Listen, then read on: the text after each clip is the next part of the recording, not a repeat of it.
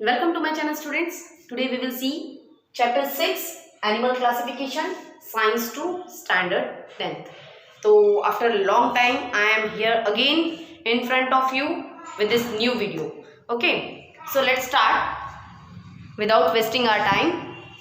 You have studied the classification of living organism in earlier classes. हाँ, earlier classes में आपने काफी सारा classification पढ़ लिया है. Living organism present around us are mainly plants and animals. हमारे आजू बाजू जो भी organisms है वो plants और animals है. We have studied the criteria of their classification. हमने इसका क्राइटेरिया भी पढ़ लिया है ना, इसके पहले पढ़ा है किस बेसिस पर ये क्लासिफिकेशन होता है, उनका हम बोलेंगे स्ट्रक्चर कैसा है, ये इनका न्यूट्रिशन कैसा है, इनके अंदर स्पेशल कंडक्टिव टिश्यू होते हैं या नहीं होते हैं. ऐसा प्लांट्स के लिए देखा था, एनिमल्स के लिए भी हमने देखा था कि इनका मॉर्फोलॉजिकल स्ट्रक्चर कैसा है. ऐसे बहुत सारी चीज़ें हमने इसके पहले पढ़ ली है. अगर आपको याद नहीं आ रही है तो हम एक बार पढ़ेंगे यहाँ पर, तो फिर भी आपको पिछले स्टैंडर्ड की बुक्स को पढ़ना होगा. So we have studied the criteria of their classification. With the help of that, complete the following chart. तो हमें उस आधार पर on the basis of that previous knowledge we have to complete this chart. Okay, so let's start. मैंने यहाँ पहले से ही complete करके रखा है ताकि आपको समझाने में मुझे आसानी हो, टाइम वेस्ट भी ना हो. So this is living organism. सबसे जो टॉप मोस्ट हमारा क्लासिफिकेशन करने के पहले हम बोलेंगे कि लिविंग ऑर्गेनिज्म को हमने क्लासिफाई किया है, तो सबसे बड़ा ग्रुप जो है वो लिविंग ऑर्गेनिज्म है. Living organism are divided into two groups. First is prokaryotes and second one is eukaryotes. Prokaryotes क्या होते हैं, यूकैरियोट्स क्या होते हैं, इसके पहले हमें ये पता होना चाहिए कि ये जो प्रोकैरियोट और यूकैरियोट का कंसेप्ट जो है हमने लोअर क्लासेस में बहुत बढ़िया तरीके से पढ़ा है. फिर भी आपको समझाने के लिए मैं एक बार जरूर क्लियर करूंगी. अब स्टूडेंट्स प्रोकैरियोट्स में होता क्या है मैं आपको क्लियर कर दूं. सबसे पहले तो न्यूक्लियस जो होता है वो वेल डिफाइंड नहीं होता है और वो सेल मेम्ब्रेन में बाउंड नहीं होता है. जो भी ऑर्गेनेल्स इसके अंदर प्रेजेंट होते हैं, सेल स्ट्रक्चर आपने पढ़ा होगा जिसमें आपको पता है माइटोकॉन्ड्रिया होता है, गोल्जी बॉडीज होता है, प्लास्टिड्स होता है. तो ये सारी चीजें हमको प्रोकैरियोट्स में तो दिखाई नहीं देगी. और जो भी ऑर्गेनेल्स आपको दिखाई देगा, जैसे राइबोसोम दिखाई देता है, तो ये जो राइबोसोम्स होगा ये ऐसा मेम्ब्रेन में बाउंड नहीं होगा. ठीक है, ये बस साइटोप्लाज्म में ऐसे ही घूमते हुए नजर आएंगे. ये कहाँ होता है, प्रोकैरियोटिक सेल में. ठीक है, जो भी स्ट्रक्चर है ये मोस्टली यूनिसेलुलर ही होते हैं. प्रोकैरियोटिक जो ऑर्गेनिज्म है ये यूनिसेलुलर ही होते हैं और इनकी बॉडी स्ट्रक्चर में सबसे पहला अगर कोई चीज पहचानने वाली है तो जो ऑर्गेनेल्स है वो मेम्ब्रेन में बाउंड नहीं होते हैं, बस सिंपल ऐसे ही प्रेजेंट होते हैं साइटोप्लाज्म में. फिर कुछ अगर जाना जाए तो the nucleus is poorly defined due to the absence of nuclear membrane. ये तो मैंने आपको बता दिया, न्यूक्लियोलस इज एब्सेंट, न्यूक्लियोलस नहीं होता है. इसकी एग्जाम्पल जो है बैक्टीरिया और ब्लू ग्रीन अलगी है. आपको इतना ध्यान में रखना है. ठीक है, अब यहाँ पर मोनेरा जो दिया हुआ है, इसका किंगडम दिया हुआ है मोनेरा. ठीक है, ये प्रोकैरियोटिक जो है अगेन उसके अंदर हमने ये जो पूरा लिविंग ऑर्गेनिज्म इसको टू ग्रुप में बांटा है और ये जो टू ग्रुप्स है आगे 5 ग्रुप्स में डिवाइड हुए हैं. 5 बड़े बड़े किंगडम में डिवाइड हो गए हैं. तो उसमें से जो फर्स्ट किंगडम है वो आता है हमारा मोनेरा, जो कि प्रोकैरियोट्स में आता है. ठीक है, तो ये प्रोकैरियोट में मोनेरा आ रहा है. मोनेरा का एग्जाम्पल आपको देना चाहूंगी मैम, बैक्टीरिया. ऑलमोस्ट सारे के सारे जो बैक्टीरियाज है वो मोनेरा में आ जाते हैं. क्लियर. फिर भी एक और एग्जांपल दिया है ब्लू ग्रीन अलगी का, तो उसके लिए और भी हमें चेक करना होगा कि रियलिटी एक्चुअली अलगी यहाँ पर भी आता है, तो हमें यहाँ पर एक बार चेक करना होगा कि आता है कि नहीं. ओके, ब्लू ग्रीन अलगी फिर भी एग्जाम्पल है. फिर चलते हैं यूकैरियोट्स पे. अब इसका जो मैंने समझाया उसी के उल्टा. अब यहाँ क्या होगा, तो वेल और जो भी ऑर्गेनेल्स प्रेजेंट है सेल के अंदर, they are well defined. Specially nucleus, इसमें न्यूक्लियस हमको काफी अच्छे से दिखता है and it is bounded in a cell membrane, है ना, सॉरी मेम्ब्रेन में बाउंड आपको दिखेगा. तो ये होगा यूकैरियोट. ये मोस्टली मल्टी सेलुलर होते हैं और इसके एग्जाम्पल्स अगर देखेंगे तो प्लांट्स और एनिमल्स है. ठीक है, अब यूनिसेलुलर भी है और मल्टी सेलुलर भी है. तो यूनिसेलुलर में क्या आता है, इसका एक बड़ा किंगडम है वो है प्रोटिस्ट. किंगडम का मतलब क्या है, जैसे हमारे जब हिस्ट्री पढ़ते हैं या और कोई सब्जेक्ट पढ़ते हैं तो किंगडम का मीनिंग हम राज्य समझते हैं। अब राज्य क्या है, तो एक बड़ी से हमारे शहर का एक बड़ा सा हिस्सा जिसे हम किंगडम कहते हैं। यहाँ पर कहाँ शहर नहीं है, तो यहाँ पर क्या है, ग्रुप ऑफ ऑर्गेनिजम्स है। एक बहुत बड़े ग्रुप को हम क्या कहेंगे, किंगडम कहेंगे। ओके, सो प्रोटिस्ट है, प्रोटिस्ट के एग्जाम्पल इसमें कैसे कौन से ऑर्गेनिज्म आएंगे, ये बड़ा क्वेश्चन मार्क आ जाता है हमारे सामने। There is a question mark, which organisms are include in the protist. We will see, ऐसे ऑर्गेनिज्म कुछ है जो एनिमल्स में भी नहीं आते, जो फंगी में भी नहीं आते, जो प्लांटी में भी कंसीडर नहीं कर सकते, उन एनिमल्स को हमने प्रोटिस्ट में डाला है। क्लियर हो गया, आपको समझ में आ जाएगा। फॉर एग्जाम्पल दिया है अमीबा है, यूग्लेना है। अब ये अमीबा जो है ये एग्जैक्टली हम प्लांटी में भी नहीं डाल सकते, ना फंगी में डाल पा रहे हैं, ना एनिमल्स में आ रहा है, तो हम कहाँ रखेंगे उसको, तो हमने उसे डाल दिया है। ना तो इसके कैरेक्टरिस्टिक्स कहीं बैक्टीरिया से मैच कर रहे हैं, तो हम इसे डालेंगे कहाँ, हमने इसे प्रोटिस्टा में डाल दिया। ठीक है, यूग्लेना है, अमीबा है, ऐसे कुछ और भी अलगी भी है, ऐसे कुछ ऑर्गेनिजम्स जो है प्रोटिस्ट में आएंगे। Then with cell wall sorry multi cellular की तरफ जाते हैं, ऐसे ऑर्गेनिज्म जो एक सेल से ज्यादा सेल से बने हुए हैं, एक से ज्यादा सेल से बने हुए हैं। Okay, these multicellular organism is further divided into two class with cell wall। कुछ ऑर्गेनिज्म में सेल वॉल होती है और कुछ ऑर्गेनिज्म के सेल्स में सेल वॉल नहीं होती है। ठीक है, सेल्स में सेल वॉल होती है, सेल्स में सेल वॉल नहीं होती है, ऐसा दो क्लासिफिकेशन है। इसको एक और वर्ड दिया हुआ है, मेरे ध्यान में कहीं आ नहीं रहा है, but with cell wall and without cell wall, if you write this then it is also correct. Okay, after this with cell wall की तरफ जाएंगे, it is again divided into two class, autotrophs and heterotrophs. Autotrophs means the organism which performs photosynthesis, जो photosynthesis perform करते हैं, those organisms included in autotrophs। Okay, तो इसमें kingdom है वो है प्लांटी ऑब्वियसली, तो फोटोसिंथेसिस परफॉर्म कर रहा है, इसका मतलब कौन से ऑर्गेनिज्म होंगे, प्लांट्स होंगे साथ। ठीक है, तो ऑटोट्रॉप्स में आएंगे प्लांटी, ये एक किंगडम हो गया। थर्ड किंगडम हेटेरोट्रॉप्स, मतलब क्या है, तो ऐसे ऑर्गेनिज्म जो किसी और पे डिपेंड होते हैं, तो organism depend on other organisms, so kingdom fungi is included in heterotrophs। okay, then without cell wall, cell wall नहीं है, without cell wall। ठीक है, तो ऐसे जो ऑर्गेनिज्म है इसमें आएगा किंगडम एनिमलिया, और इस चैप्टर में हम किंगडम एनिमलिया के बारे में पढ़ने वाले हैं। सबसे ज्यादा स्टडी तो हमें उसी के बारे में है। ठीक है, बाकी चीजों की स्टडी जो है अभी इस साल इसमें नहीं है, इस चैप्टर में तो नहीं है। Okay, so we will see this kingdom animalia in detail। okay, so let's start next topic। अब स्टूडेंट्स ऐसा है कि कुछ पोर्शन आपके सिलेबस में नहीं है, पर मैं ये वीडियो मतलब लॉन्ग लाइफ बनाना चाहती हूँ, तो इसीलिए मैंने वो भी पोर्शन को पढ़ाया है जो आपके सिलेबस में नहीं है। तो आप उस पोर्शन को छोड़ दीजिएगा, एक बार वीडियो जरूर सुन लीजिएगा, क्योंकि इस बार नहीं, अभी आपने ये चीज को नहीं सुना तो आगे जो है वो वहां पर कुछ दिक्कतें आ सकती है, कुछ कंसेप्ट, कुछ वर्ड्स ऐसे हैं जिनके मीनिंग आपको समझ में नहीं आएंगे, इसलिए मैं हर चीज को पढ़ाऊंगी, क्योंकि आगे चल के वापस मुझे पीछे की चीजें पढ़ानी जरूर पड़ेगी, तो हम कंटिन्यू करेंगे। ठीक है, सो कैन यू रिकॉल में दिया हुआ है, we have studied plants classification in last year, it help us to understand the diversity of plants around us. जो हमने क्लासिफिकेशन पढ़ा, इससे हमें ये समझ में आ रहा है कि हमारे आजू बाजू प्लांट्स की डाइवर्सिटी, मतलब इतने सारे बहुत सारी वैरायटी के ऑर्गेनिजम्स हमारे पास है, ये हमें समझ में आया।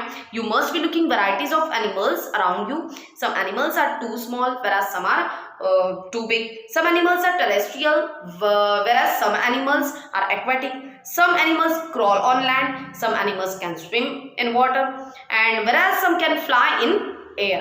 obviously some animals have scales on their skin whereas some have the feathers or hairs। in this way कुछ एनिमल्स के बारे में ये बता रहे हैं कि कुछ एनिमल्स कैसे हैं, कुछ एनिमल्स कैसे है, पूरा पैराग्राफ ही वैसा दिया हुआ है। In this way there is a huge diversity among the animals too. इसी तरीके से हमारे यहाँ हम देखेंगे तो ह्यूज डाइवर्सिटी मतलब हर एक एनिमल जो दूसरे एनिमल से अलग दिख रहा है, तो इसका मतलब क्या है, तो यहाँ पर इतनी सारी वैरायटी के एनिमल्स हम एक साथ देख रहे हैं, तो ये क्या हुई, डाइवर्सिटी हुई।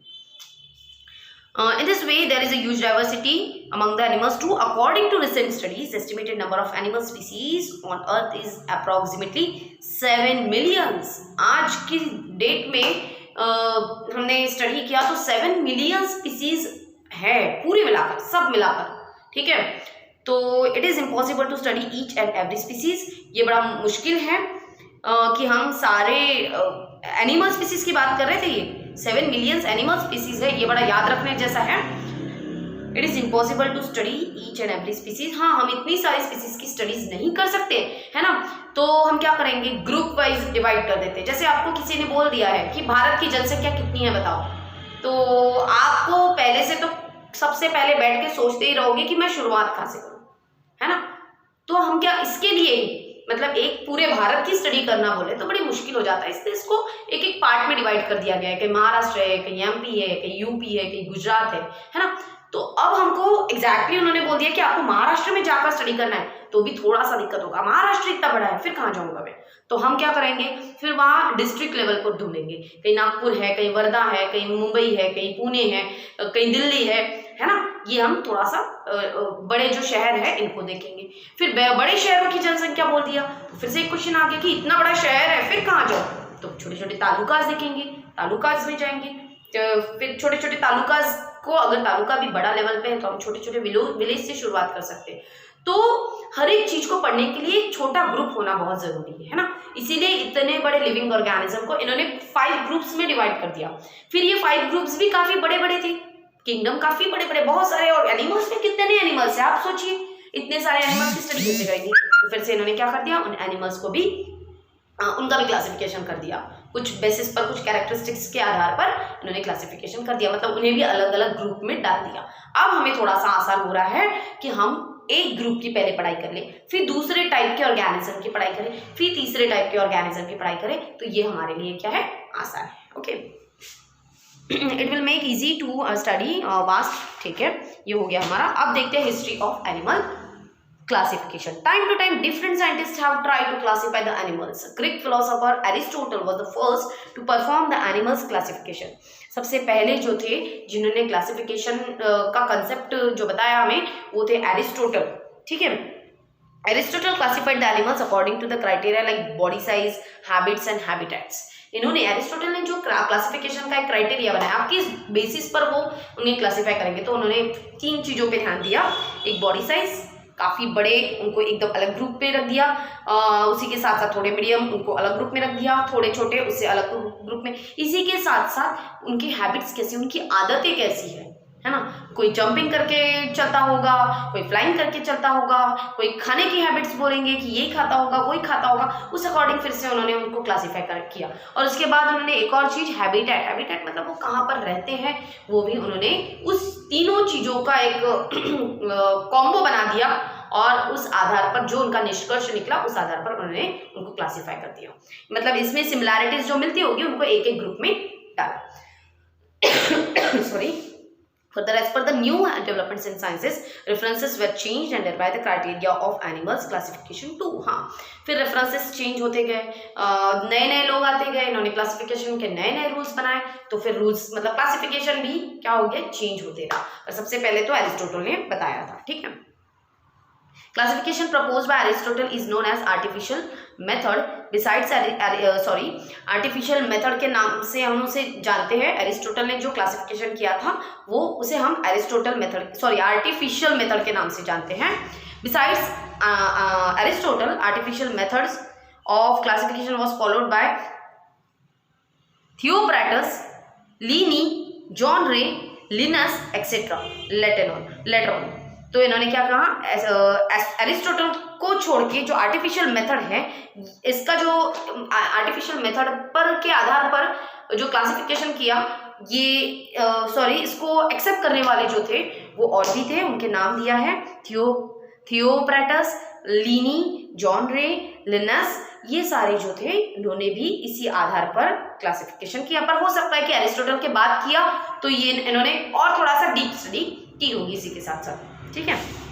Later on natural system of classification was followed. फिर उसके बाद जो सिस्टम आया वो था नेचुरल सिस्टम। ठीक है, इसमें क्या दिया हुआ है, natural system of classification was based on various criteria like body organisation. अब यहाँ पर बॉडी की बनावट देखी गई, पहले केस में नहीं देखी गई थी, है ना। अब यहाँ पर बॉडी की बनावट देखी गई। उसके बाद टाइप्स ऑफ सेल्स, इनका थोड़ा और हमने माइन्यूटली स्टडी किया, इनके सेल्स किस टाइप के हैं वो देखा गया, क्रोमोसोम्स देखे गए, बायोकेमिकल प्रॉपर्टीज देखी गई, एक्सेट्रा, और बहुत सारी चीजें इन्होंने देखी होगी।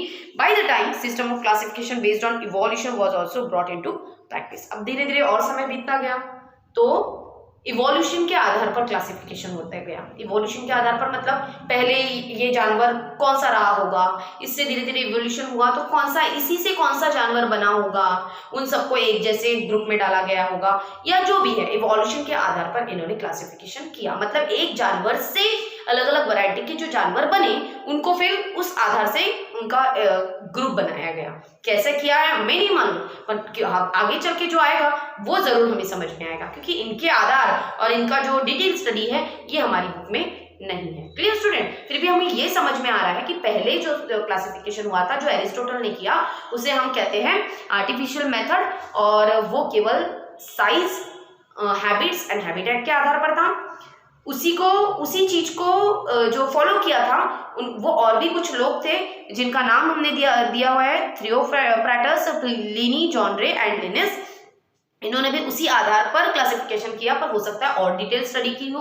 फिर उसके बाद जो क्लासिफिकेशन आया था वो है नेचुरल सिस्टम ऑफ क्लासिफिकेशन।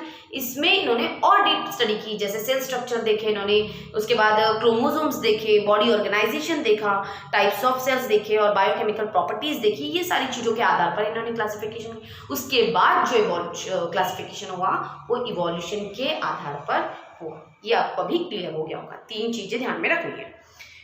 फिर उसमें क्या दिया है, it was use by Dobzhansky and Mayr. Recently Carl Woese has also propose the animal classification. ये जो इवोल्यूशन के आधार पर था वो किसने यूज किया था, डॉब्जन्स्की एंड मेयर, इन्होंने यूज किया था। इवोल्यूशन के आधार पर उन्होंने क्लासिफाई किया था ऑर्गेनिजम्स को, और उसके बाद जो आए वो कार्ल वूज थे, और इन्होंने एक नया एनिमल क्लासिफिकेशन सामने रखा। मतलब इन्होंने अपने तरीके से, तो लोग आते रहेंगे, साइंसेस क्या बोलेंगे, हमेशा चेंज होने वाला सब्जेक्ट है। जैसे जैसे इसमें सुधारणा होती है ये चेंज होते रहता है। तो क्लासिफिकेशन और हो सकता है आगे चल के आप लोग कुछ अच्छा क्लासिफिकेशन बता देंगे और वो प्रपोज करेंगे तो वो सामने आ जाएगा, और बाकी स्टूडेंट जो होंगे वो आपके क्लासिफिकेशन को पढ़ेंगे। Traditional method of animal classification. अब देखते हैं ट्रेडिशनल मेथड मतलब पारंपरिक मेथड जिसे कहते हैं। ठीक है, traditionally depending upon the presence or absence of notochord, and the animals kingdom has been divided into 2 groups, non-chordates and chordates. पहले जो था ट्रेडिशनल मेथड में नटोकॉर्ड प्रेजेंट है या नहीं है। अब नटोकॉर्ड कैसे मैं समझाऊं आपको, कि एक पतली सी पाइप के जैसा स्ट्रक्चर जो हमारी रीढ़ की हड्डी में होता है, जिसको हम ये वर्टिब्रल कॉलम कहते हैं, वहाँ होता है। ठीक है, अंदर साइड में होता है। और ये जो नटोकॉर्ड है ये हम जब मम्मी के एम्ब्रियो में, हम क्या बोलेंगे, गर्भ में होते हैं, उस समय पे जो बेबी हम होते हैं उस समय पे वो हमारे बॉडी में डेवलप नहीं होता है, तो इनिशियल स्टेज में वो नटोकॉर्ड कहलाया जाता है। और लेटर ऑन क्या हो जाता है, ये डेवलप हो जाता है, इसलिए हमारा वर्टिब्रल कॉलम बन जाता है। क्लियर हो रहा है स्टूडेंट। तो कुछ एनिमल्स ऐसे हैं जिनमें नटोकॉर्ड ही रहता है, चेंज नहीं होता। क्लियर, मतलब हम में भी नटोकॉर्ड प्रेजेंट था और प्रेजेंट है, उसे हम कंसिडर करेंगे। और कुछ एनिमल्स ऐसे हैं जिनका नटोकॉर्ड ही रहता है, वो बाद में कोई डेवलप नहीं होता है। क्लियर, तो वो जो अभी समझना है हमें नटोकॉर्ड, तो हम रीढ़ की हड्डी या जिसको हम वर्टिब्रल कॉलम कह रहे हैं इससे समझेंगे। क्लियर, तो 2 ग्रुप में डिवाइड हुआ था, नॉन कॉर्डेट्स एंड कॉर्डेट्स। अब इन्हें पढ़ना बड़ा जरूरी ही था, वैसे तो फेवरेट क्वेश्चन था ये, बट इस साल शायद नहीं है ये सिलेबस में, फिर भी पढ़ लेंगे। नॉन कॉर्डेट्स के क्या कैरेक्टरिस्टिक्स से देखते हैं। Body is not supported by rod like notochord, body का को सपोर्ट नहीं होता है रॉड लाइक नटोकॉर्ड का। ठीक है, मतलब नॉन कॉर्डेट बोला है ना, इसका मतलब क्या है, तो इनमें नटोकॉर्ड नहीं होता है। फिर pharyngeal gill slits are absent, तो ये होता है part of throat behind the mouth and nasal cavity. हमारे माउथ और नेजल कैविटी में एक छोटा सा पार्ट होता है जिसे हम फैरेंजियल गिल स्लिट कहते हैं, तो ये एब्सेंट होता है स्टूडेंट। ठीक है, नर्व कॉर्ड इफ प्रेजेंट, अगर नर्व कॉर्ड प्रेजेंट है, it is on ventral side, it is solid and pair. Nerve cord हमारे सेंट्रल नर्वस सिस्टम और हमारा जो जिसे हम वर्टिब्रल कॉलम कहते हैं, तो एक जो कंटिन्यूस एक क्या बोलेंगे, हॉलो एक स्ट्रक्चर होता है, पाइप के जैसा एक स्ट्रक्चर होता है जिसे हम नर्व कॉर्ड कहते हैं। तो जो हमने ब्रेन का स्ट्रक्चर पढ़ा था पिछली साल 9th में, उसमें बताया था मेडुला ऑब्लंगाटा। वो मेडुला ऑब्लंगाटा जब आगे चल के जाता है तो एक स्पाइनल कॉर्ड, हमारा स्पाइनल कॉर्ड बनाता है, तो वहां पर एक हॉलो पाइप होता है। आप थोड़ा सा बैक जाके पढ़िए 9th स्टैंडर्ड की बुक में, तो वो भी डेवलप नहीं होता, उसे हम नर्व कॉर्ड कहेंगे, ठीक है। सो अगर ये प्रेजेंट होता है, अगर किसी ऑर्गेनिज्म में है, it is on ventral side, ventral side मतलब फ्रंट साइड में होगा, and it is solid and pair, ये पेयर में होगा, मतलब जोड़ी में होगा और सॉलिड होगा, ठीक है। Heart if present it is on dorsal side, dorsal side मतलब बैक साइड, ठीक है, उनके उस एनिमल के बैक साइड में ये प्रेजेंट होगा हार्ट, ठीक है। अगर होगा तो, नहीं होगा तो कोई बात नहीं, ठीक है। अब पढ़ेंगे कॉर्डेट्स, इसका बस अपोजिट हमें पढ़ते जाना है। Body supported by the notochord, यहाँ नोटोकॉर्ड एब्सेंट था, अब इधर क्या होगा, प्रेजेंट होगा, सपोर्टेड होगी, मतलब बॉडी जो है नोटोकॉर्ड से सपोर्टेड होगी। फेरेंजियल गिल स्लिट्स और lungs are present for respiration, respiration के लिए जो फेरेंजियल गिल स्लिट्स होते हैं ये प्रेजेंट होंगे या फिर लंग्स प्रेजेंट होंगे। फिर nerve cord is present on dorsal side, अगर नर्व कॉर्ड तो प्रेजेंट है, उस केस में था अगर प्रेजेंट होंगे तो यहाँ पर तो आपको प्रेजेंट दिखेंगे, and it is on the dorsal side. Dorsal side का मतलब क्या है, तो बैक साइड में होगा, जैसे कि हम जानते हैं, क्लियर, हम लोगों में होता है बैक साइड में, ठीक है। इट इज हॉलो, ये हॉलो होता है, हाँ, बीच में गैप होती है, पाइप के जैसा। And then heart is present, और हमेशा हार्ट प्रेजेंट रहेगा, और कहाँ होगा, on ventral side of body, ventral side में होगा, दैट मीन्स सामने साइड में होगा, जैसे हमारा हार्ट सामने साइड में होता है, ओके। अब देखते हैं, notochord is a long rod like supporting structure present on dorsal side of animals body, it keeps the nerves tissue isolated from the remaining body. अब यहाँ मुझे एक्सप्लेन करने में दिक्कत जा रही थी, तो यहाँ पर चलो एक पिक्चर दिया हुआ है जिसमें आपको नर्व कॉर्ड भी दिख रहा है, नोटोकॉर्ड भी दिख रहा है, बहुत अच्छे से नहीं दिख रहा है, हाँ दिख रहा है, ठीक है, नर्व कॉर्ड भी दिख रहा है यहाँ पर, नोटोकॉर्ड भी इन्होंने पिक्चर से बताया है, मसल्स बताया है, यहाँ पे गिल स्लिट भी बताया है, एनस मतलब जो वेस्ट मटेरियल बाहर निकलेगा वो पॉइंट है, ये एनस, ठीक है। नहीं, बहुत अच्छा समझ में नहीं आ रहा है, क्लियर, मैं जानती हूँ नहीं आ रहा है, फिर भी मैंने आपको इमेजिन करके बताया है कि आप इस तरीके से ध्यान में रखेंगे, ठीक है। चाहे तो आप गूगल सर्च मार लीजिए तो और भी ज्यादा क्लियर हो जाएगा। तो नोटोकॉर्ड क्या है, एक पतला सा एक धागे के जैसा स्ट्रक्चर है जो हमारे बैक साइड में प्रेजेंट होता है, या फिर हमारी बॉडी जो है उससे सपोर्टेड होती है, ठीक है। अब do you know all chordates animals are grouped together in a single phylum and the name of phylum is same, that is phylum chordata। सारे ऑर्गेनिजम्स जो होते हैं कॉर्डेट एनिमल्स और animals are group together in a single phylum, एक ही phylum में आ जाते हैं। ये फाइलम क्या है, किंगडम क्या है, ये छोटे छोटे ग्रुप्स बनाए गए हैं, तो उनको पहचानने के लिए अलग अलग वर्ड्स देना जरूरी था, इसलिए इन्होंने अलग अलग ग्रुप नाम देकर उनको फिर ग्रुप में डिवाइड कर दिया है, ठीक है। तो एक ही फाइलम में आते हैं सारे एनिमल्स, तो वो दिया है phylum Chordata. This any phylum has been divided into 3 सब फाइलम। अब ये जो फाइलम है ये 3 सब फाइलम, 3 सब ग्रुप में डिवाइड हो जाते हैं, फाइलम के बाद सब phylum.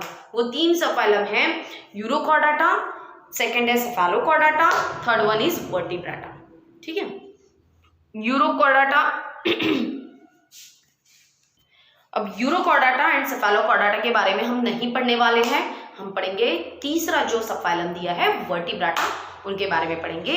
Subphylum Vertebrata has been further divided into 6 classes. अब ये क्लासेस में डिवाइड हो गया है, जो बाद का जो ग्रुप है उन्हें क्लासेस करके कहा गया है, ठीक है। तो 6 क्लासेस है, जिसमें नाम देख लीजिए आप, साइक्लोस्टोमाटा, क्लास स्पीसीज जिसे मत्स्य कहते हैं, क्लास एम्फीबिया, रेप्टिलिया, उसके बाद है एव्स एंड मैमेलिया, ठीक है। मैमेलिया में मैमल्स आते हैं, स्तनधारी आते हैं। तो ये इसमें क्या क्या आने वाला है हम 1 बाय 1 तो पढ़ने वाले हैं, क्योंकि हमें तो वर्टिब्राटा के बारे में पूरा पढ़ना है। इसी के साथ साथ जो ऊपर में नॉन कॉर्डेट का जो सब फाइलम दिया हुआ है, प्रोटोजोआ, पॉरीफेरा, निलारिया, ये सारी भी चीजें हम पढ़ेंगे। फिर भी मैं एक बार क्लियर कर देती हूँ, क्योंकि वर्ड्स पढ़ने में बड़ी दिक्कत जाती है। तो प्रोटोजोआ है, फाइलम यहाँ पर देख लीजिए आप, kingdom animalia. Animalia is divided into 2 सब kingdom, that is non chordates and सब kingdom coordinates. Okay, this is the traditional classification method. Then kingdom, subkingdom, non-coordinates is divided into phylums. phylums कितने हैं? तो 10 phylums है. उनके नाम इस तरीके से है: प्रोटोजोआ, पोरिफेरा, निडारिया. सी से स्पेलिंग स्टार्ट होती है बट इसे निडारिया पढ़ते हैं. उसके बाद है प्लैटियलमेंथिस, एस्केलमेंथिस, एनेलिडा, एथ्रोपोडा, मोल्यूस्का, एचाइनोडर्माटा, हेमिकॉर्डाटा. ओके, इसको कुछ लोग इकिनोडर्माटा पढ़ते हैं, कुछ लोग एचाइनोडर्माटा पढ़ते हैं. आप चाहे जो पढ़ना है स्पेलिंग प्रॉपर लिखिएगा. सब किंगडम कॉर्डेट्स. अब सब किंगडम जो कॉर्डेट्स है इनके बारे में पढ़ेंगे. तो इनमें फाइलम कॉर्डाटा होता है. ठीक है, यहाँ पर फाइलम कुछ नहीं दिया है, यहाँ पर फाइलम मतलब डायरेक्टली ये दिए हुए हैं, पर यहाँ पर फाइलम कॉर्डाटा है. फिर फाइलम कॉर्डाटा जो है फिर से 3 सब फाइलम में डिवाइड होता है, जो है यूरोकॉर्डाटा, सेफेलोकॉर्डाटा, वर्टिब्राटा. उसमें से हम इन दोनों को ज़्यादा नहीं पढ़ेंगे, थोड़ा बहुत जानकारी दी होगी उसे पढ़ लेंगे. फिर वर्टिब्राटा के बारे में हम पढ़ने वाले हैं. ठीक है, वर्टिब्रल कॉलम जिनमें होता है वो वर्टिब्राटा. बड़ा ईजी सा वर्ड है ये, जो है अगेन 6 क्लास में डिवाइड हुआ है. This is cyclostomata, pisces, amphibia, reptilia, aves and mammals. आपको ये क्लासिफिकेशन याद रखना है, क्योंकि इसी क्लासिफिकेशन के आधार पर, के बेसिस पर आपको जो क्लासिफिकेशन पेपर में लिखने के लिए आएगा वो इसी के आधार पर लिखना है. अगर ये आपको समझ में नहीं आता है तो फिर आपको वहां लिखने के लिए बहुत दिक्कत होगी. Clear? This system of animal classification was in practice till now. आज भी इसकी प्रैक्टिस हम करते हैं, मतलब यही क्लासिफिकेशन को फॉलो कर रहे हैं. However, nowadays new systems of classification is followed. We will study this new system of animal classification in brief. At present, sorry, इन्होंने क्या दिया है कि नया क्लासिफिकेशन सिस्टम भी आया हुआ है. इसके साथ साथ, मतलब इस क्लासिफिकेशन को तो हम फॉलो कर रहे हैं, इसी के साथ साथ नया क्लासिफिकेशन भी हमारे पास है. हम इसके बारे में हम पढ़ेंगे. At present, according to the 5 kingdom classification system of Robert Whittaker, all multicellular organisms are included in kingdom animalia. At present, according to 5 kingdoms, 5 kingdoms के अनुसार classification system of Robert Whittaker. आपको ये वर्ड ध्यान में रखना है, इनका नाम ध्यान में रखना है. क्लासिफिकेशन सिस्टम किसका क्लासिफिकेशन सिस्टम है? रॉबर्ट विटेकर का. इनके अनुसार all multi cellular animals are included. सभी मल्टी सेलुलर ऑर्गेनिजम्स जो होते हैं वो किंगडम एनिमलिया में आएंगे. ठीक है, सभी मल्टी सेलुलर एनिमल्स को एनिमलिया में डाला है. This system of classification is based upon some criteria like body organisation. अब क्राइटेरिया क्या है? तो बॉडी ऑर्गेनाइजेशन है, बॉडी की सिमेट्री है. सिमेट्री मतलब